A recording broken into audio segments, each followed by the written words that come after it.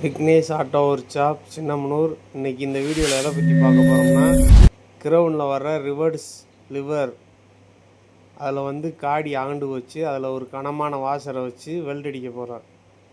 இப்போ கனமான வாசரை வச்சு லாக் பிளேயரை வச்சு இறுக்கியாக பிடிச்சிக்கிட்டேன்.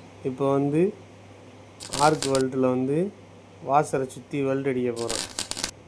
வெல்ட் அடிச்சுட்டு பின்னாடி ஒரு வாசரை வச்சு வெல்ட் அடிக்கணும்.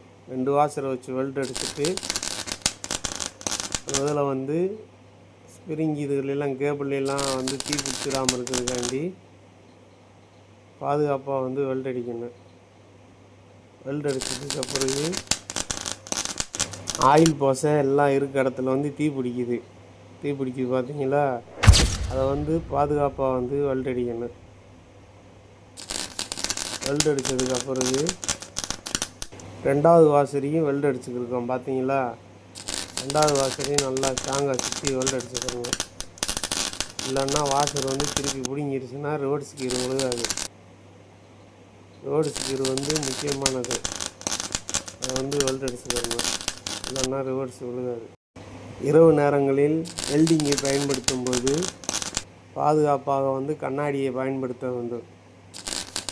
இப்போ 2வது வாசரையும் கம்ப்ளீட்டாக வெல்ட் அடித்து முடிச்சாச்சு.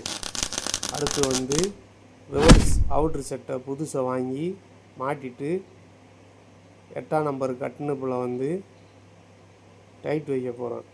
கட்டிங் பிளேடை வச்சு நல்லா இழுத்து பிடிச்சிட்டு டீஸ்பானரை வச்சு டைட் வைக்கணும். இப்போ வேலை முடிஞ்சிச்சு. லைக் பண்ணுங்கள், கமெண்ட் பண்ணுங்கள், சப்ஸ்கிரைப் பண்ணுங்கள். நன்றி, வணக்கம்.